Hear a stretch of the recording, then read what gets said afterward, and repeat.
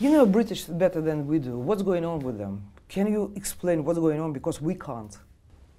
Well, Britain and Afghanistan have had a long history, at least in the past 200 years, or more than that. We've had 3 wars, and in which we succeeded militarily. But politically, they were smarter than us. And the end result was that they managed to divide Afghanistan into 2. They created that famous line which is called the Durand Line. But we wish for the best between Afghanistan and Britain, and also between Russia and Britain. We very much hope that all this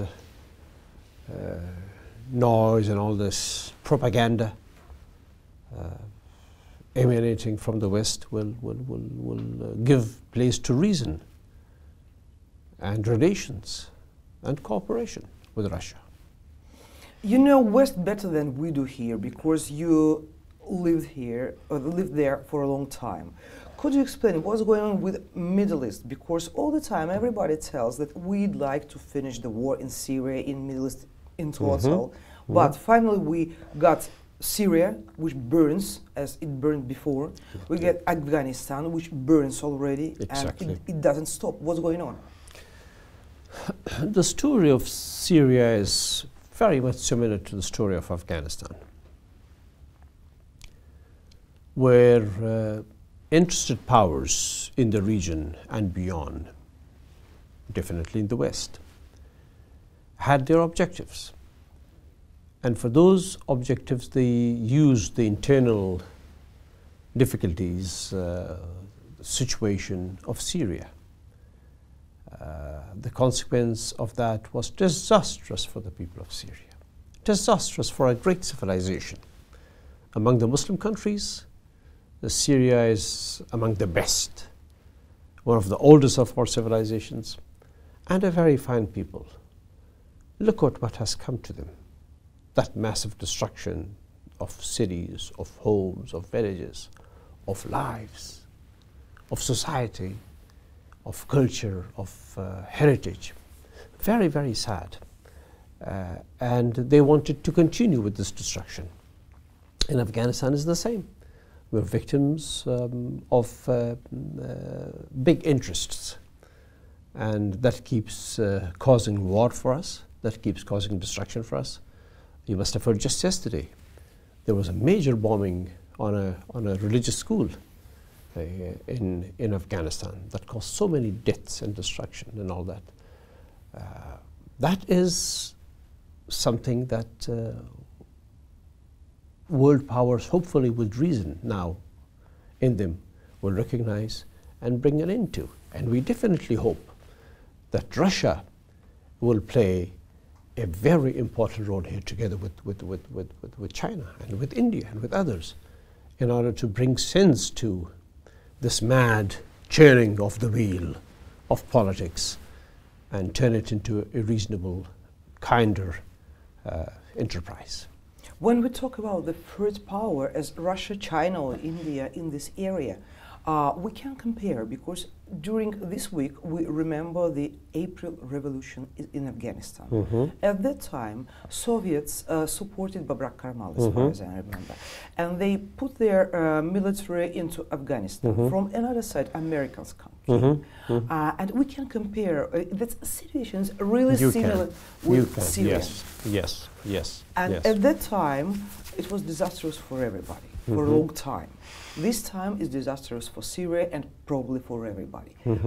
Could you explain me, when Americans tell that Russian invasion in Afghanistan was the reason of Al-Qaeda was born, now what's going on? Because when they invaded in Iraq, Daesh born. Yeah. Are they fair when they say that? No, they're not fair at all. No, the Soviet invasion of Afghanistan was a big mistake, a disaster. for Afghanistan. It brought war to Afghanistan, it brought destruction to Afghanistan, and it opened the opportunity for those who did not want Afghanistan to do well. The result of that was the conflict between us and the former Soviet Union, between the Afghan people and the former Soviet Union, which was exploited deeply by the Americans and the Pakistanis and others. The Americans supported our struggle against the former Soviet Union, not for our liberation, but to damage the Soviet Union, to weaken the Soviet Union. And the Pakistanis did it to promote their own interest vis-a-vis Afghanistan, in which we suffered massively, in which the Soviet Union suffered massively. So the two countries that emerged badly out of that conflict was Afghanistan and the Soviet Union. Was destroyed. Destroyed. The Americans became the only superpower in the world, and the Pakistanis benefited greatly. So that was a major mistake. Today, the U.S. arrival in Afghanistan, the U.S. intervention in Afghanistan in the name of the war on terror, 17 years on, we see more extremism, more terrorism, more violence.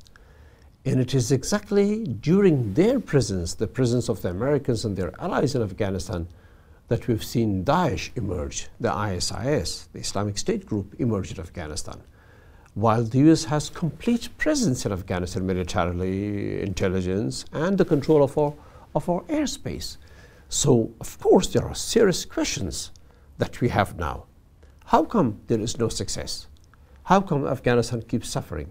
How come with that massive presence of the military, of the intelligence and the money spent, and the propaganda machine working, and with the cooperation of all the countries with the Americans, for a number of years, for a great many years, at least completely during my government, during my time in office, the Russians cooperated fully with the Americans in Afghanistan. The Chinese did, the Iranians did, everybody else did.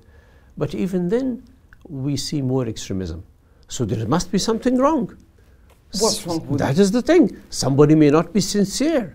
Somebody may be using the situation in Afghanistan, the turmoil in Afghanistan, the furtherance of turmoil in Afghanistan for other motives, for other objectives. That is exactly what we must end. And that's exactly where Russia, China, and India, and Iran especially, and other neighbors, interested powers, should step in and can step in to bring clarity and resolution. Then what's the main aim of Americans in Afghanistan if they didn't stop with all this terrorism, all this cruelty and so on? Because as far as I read the news, almost every week something happens in Afghanistan, blasts, suicide bombers. Every day. All the time. Unfortunately, yes. Why they can't stop it? What's going on? Well, that is exactly the question we have. How come, after all that done in the past 17 years, after such a tremendous sacrifice of the Afghan people and the suffering of the Afghan people, after those lofty announcements and big plans and programs presented by the Americans and their allies, how come there is no defeat of extremism, not even lessened, decreased extremism? How come there is a massive increase in it? How come there are new groups emerging? Is it truly a war on terror?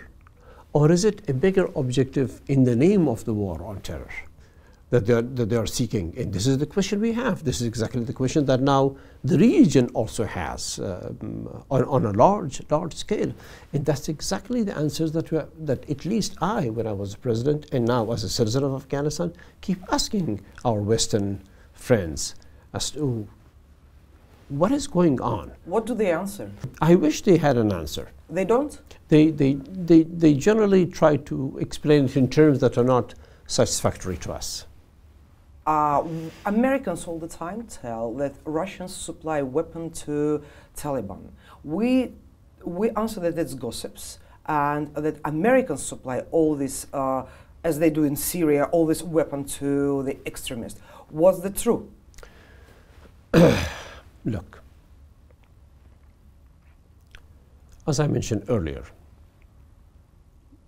Russia cooperated fully with the United States in its announced mission of fighting extremism in Afghanistan.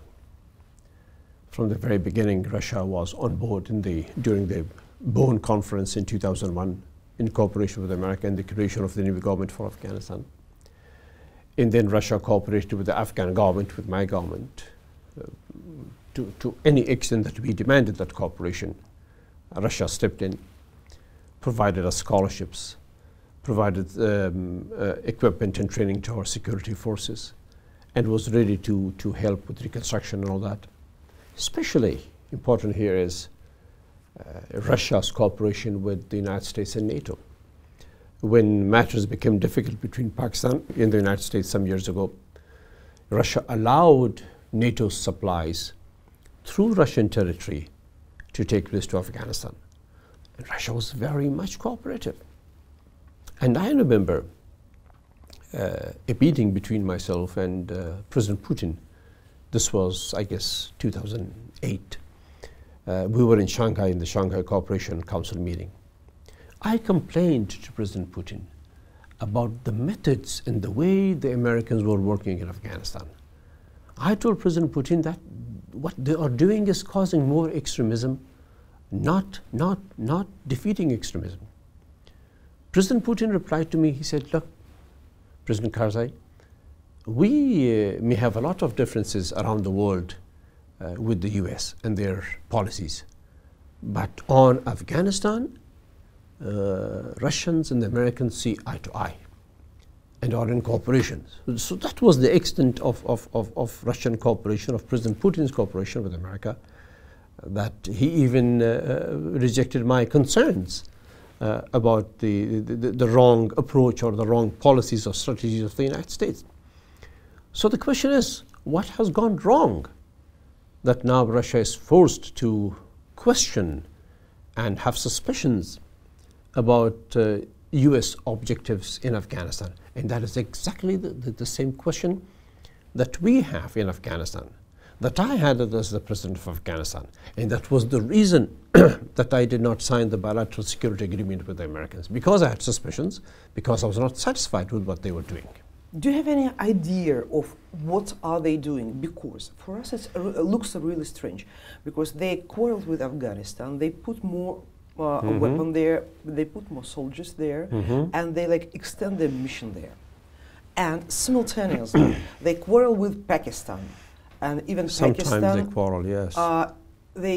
Trump told that Pakistan is not friend anymore, that we can't trust them because we put so many money, but still they have so many terrorism and so on. And even Pakistanis who never ever cooperated military way with Russians, they are going to make the training with Russians. Yes.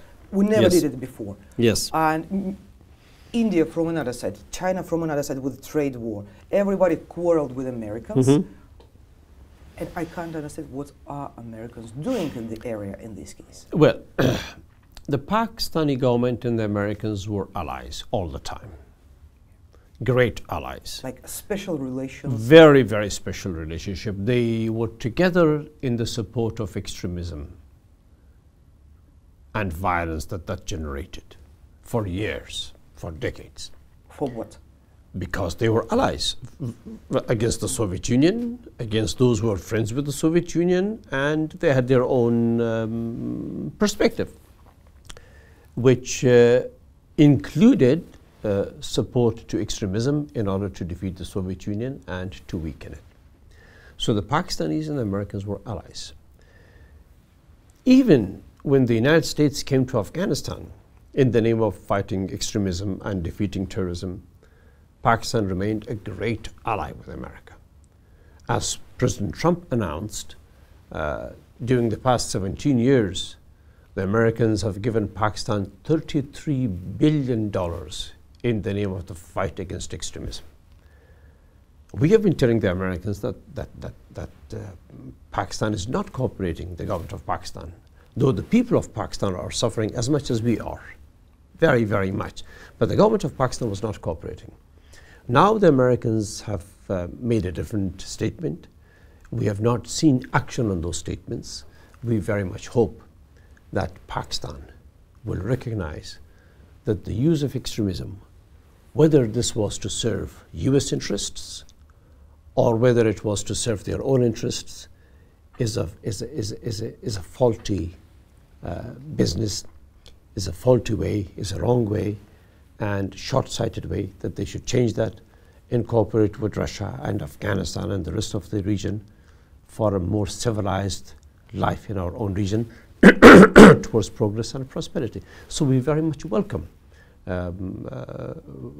any relationship between Pakistan and Russia, and we hope that this relationship will lead to moderation in Pakistan and to lead Pakistan to not feeling the need to rely on extremism as a tool. When you told that IS people are in Afghanistan, they are. They are.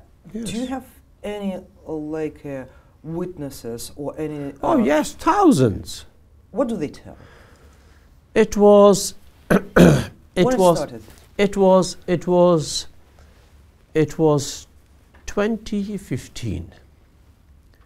Just about say 6 months, 7 months after my retirement as president, when one day people from the Nangarhar province, one of our provinces to the east of Afghanistan, a very prosperous province of Afghanistan, the people from that province, from a district called the Shinwari district, a mountainous, beautiful district, they came to me and said that a group of people are arriving, heavily armed, heavily armed from across the border from the Durand line from Pakistan, and that they are extremely violent, and that they are killing people, they are insulting families, they are forcing homes out of their place, and people pushing people out of their houses. And that they are very well equipped and very well armed. Slowly this complaint increased. Slowly I saw people who I knew personally, tribal chiefs, community leaders, religious leaders, the educated people, coming and saying that they are now not in their own homes and villages, that they have been forced to go to the city of Jalalabad, which is the center of Nangarhar province, and that there is this massive force increasing day by day. And then within a year of that, in 2016, we began to see reports from the local population in Nangarhar province and also in northwestern parts of the country and in northeastern parts of the country, Badakhshan and Faryab especially, and Jozjan and Saripur provinces, these 4 provinces, people coming and talking about Daesh openly, and that Daesh has money, and that they offer the villagers money, and that they try to recruit young people who are poverty-stricken and without means, and that there are supplies coming to them by helicopters. Which helicopters? They didn't know that. Well, our airspace is completely under the control of the United States. Americans control all your completely. Airspace. The Americans are and the borders. And the borders are quite, from the Pakistani side, easy to violate and cross. So those were the reports coming to us, and those reports were then seen very much openly on the media. So yes, there are thousands of people who know this, who have seen this, thousands and thousands of them, and each Afghan you go and talk to may have heard stories about how Daesh is being supplied and equipped. We thought that Daesh is in Syria, Iraq, and all this area. But you tell it they come from Pakistan. Initially, they arrived from across the Durand line. Initially they came Initially. from Iraq to Pakistan? No, they were trained locally there. They were local people. They were local people trained there, but slowly, then they tried to penetrate Afghanistan, and they tried to do things, and we clearly then heard of supplies taken to them by air and by the ground, through the ground. By air means Americans should know that. Did you tell Americans? Definitely.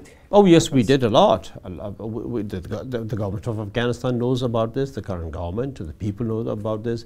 It's very much reported in the media. Afghan televisions have reported about this. There are pictures also taken and are available. So clearly there is that thing going on, and clearly it is for this reason that there is suspicion now in Afghanistan as to what is the reason. How come we have these violent, brutal terrorist groups operating in Afghanistan without being challenged? You are a very smart person. You've been president. You studied in America and you grew up in America. Not in America. No, I didn't grow up in America. I studied in India, in Afghanistan and India. Then anyway, you do understand Americans, you do understand Afghanistan, and I can't understand why Americans keep boiling this hot sport, because one day it will blow up. That is exactly the question we have. That is exactly the suspicion we have. That's exactly why things have not been good in Afghanistan, because of this. And this is, ma'am, a question that every Afghan has now. A great majority of the Afghan people are now asking, what is the plan? Who is doing all of this? Extremism and terrorism and violence and the promotion of it, while the propaganda and the campaign is in aim against it. So that is the reason that we believe the US has to explain itself to the Afghan people and to the region. Could you explain me, from looking from aside, what's going on in Syria in all this area? Because it's too dangerous to start like teasing Syria apart. Mm-hmm. It's a really, it looks really dangerous, but something happens. We can't stop war with Americans, as far as I understand. Mm-hmm. What's going on there? I think there is now an opportunity for Syria to be stabilized and be united. The counteraction by Russia and Iran and Turkey proved helpful to the unity of Syria and to the defeat of Daesh and extremist forces. Now we hope that these three countries, Russia, Iran and Turkey, will work together, and we will also, by the fact that they have created an impact, a massive impact in Syria, that the United States and its own allies in the region will begin to work with Russian allies for a stable Syria, for a stable region.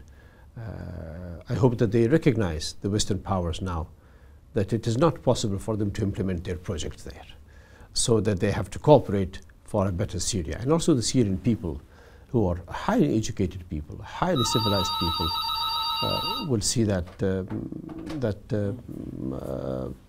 their country needs first their own action in their own unity in making it a better place for all of them, the Syrian people. But as we see, all these three countries, all those three countries are under very strong pressure from Americans. Russia, of course, with sanctions. Iran, they'd like to change their nuclear deal. And Turkey, who is pressed as well. Because of Erdogan. Yes. And those three countries are trying to solve Syrian problems. Yes. All of them are under danger and support. This is an American method. This is an American method. Pressure.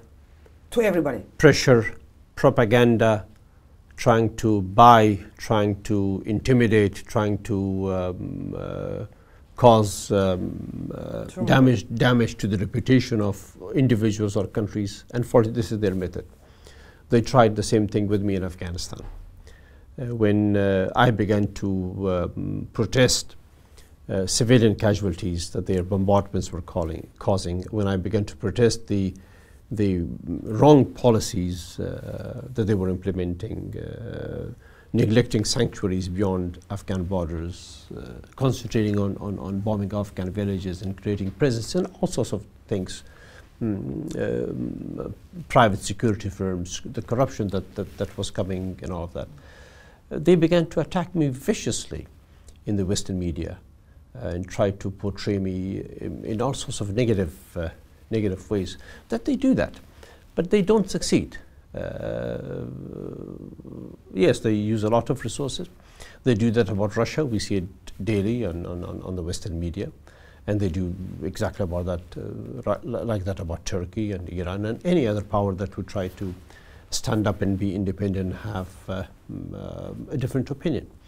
But that must not be a cause for Russia and other countries not to work for the right causes, not to work for peace in the world, not to work for stability in our broader region, the Middle East and Afghanistan, the rest of it. We must continue and we must do our best. Do you trust or do you believe in moderate Taliban? It isn't the moderate Taliban or the extremist Taliban. It's Taliban. Let's put it this way. Let's say the Afghan Taliban and the non-Afghan. Oh, it's different? Yes. Is there any non-Afghan Yes, Taliban? of course. There are Taliban from Pakistan. There are Taliban in Pakistan and other countries. The Afghan Taliban are Afghans. We know that. They are from Afghan villages. They are from Afghan homes. They belong to Afghanistan.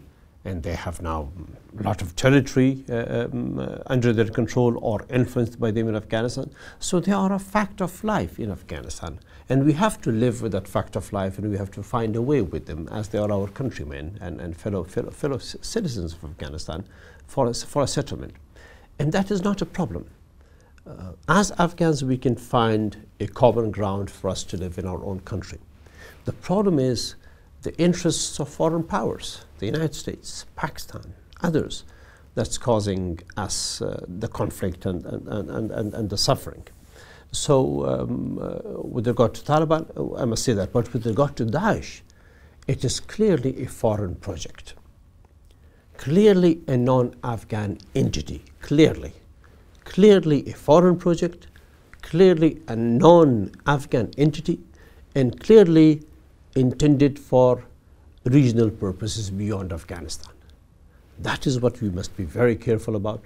Russia, in particular, I call upon to be extremely vigilant, China to be extremely vigilant, Iran, and eventually India has to be extremely vigilant as well, and our other neighbors in this larger region, and work together to cut it in the stem as soon as possible.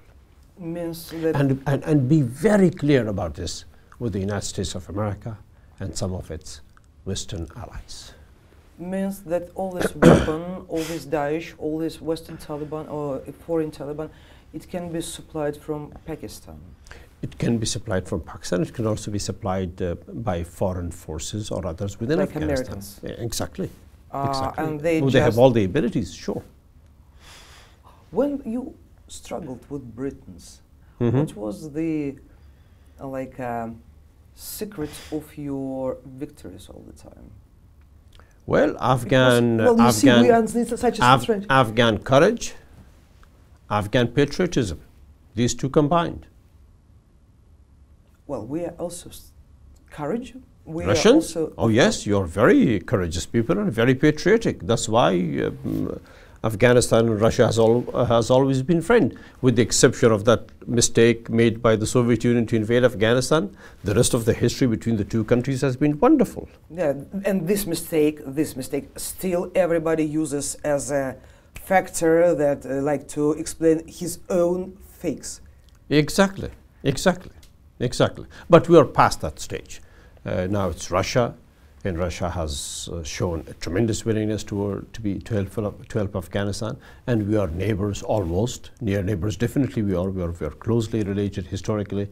So we must do all we can, put the past behind, and do all we can together to have peace and security in Afghanistan and in the region, and prosperity and a deeper relationship. That has been my objective during my government, and that was responded well and reciprocated well by the Russian government. That's why you quitted with being president and told Americans that they have to understand that it's not just quitting, it's like protest. Am I right? Yes, It's like protest against their policy in Afghanistan. Strong protest against their policies in Afghanistan because they were committing mistakes. Not that I was against America. I'm not. The American people are great people. They're wonderful people, just like the people of Russia, just like all other great nations. Hardworking, very nice people, and they sent their money to Afghanistan to help the Afghan people. It was the policies of the US government that were causing damage to Afghanistan, causing loss of life to Afghanistan, to the Afghan people, causing hurt to the Afghan villages, and more importantly, in terms of the strategic interests of Afghanistan, causing the promotion of extremism and violence from that. That is what I resisted, and that's what I continue to speak about and resist. And the final question is, I read a lot about mercenaries in Afghanistan. I mean Blackwater mercenaries. Mm-hmm. Yes. They even had something like air base there. Yes, yes. They operated from US air bases and from US compounds. Yes, yes. Did you meet them? Because no, fortunately not. No.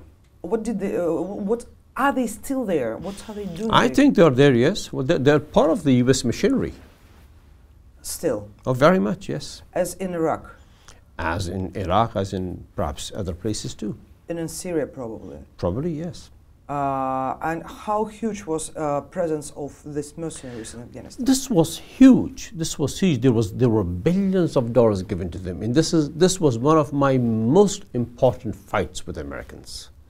Most important struggles with Americans was this: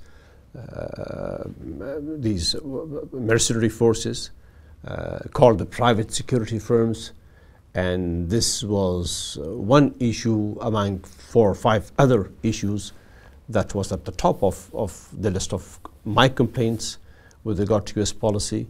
And indeed, an extremely difficult struggle against them, which took me nearly 4 to 5 years to finally shut down those private security firms and close them. But when I left office, the Americans brought them back. As far as I understand, that's international companies. They hire no, they're mostly Americans. No, mostly Americans. I mean, well, they're from South America. They may have they hire people. They may have subsidiaries or may have friends around, but I mean, the fighters. They fight. They get fighters from Chile. Could be. Yes, could be. But they are originally an American enterprise. Okay. Thank you so much.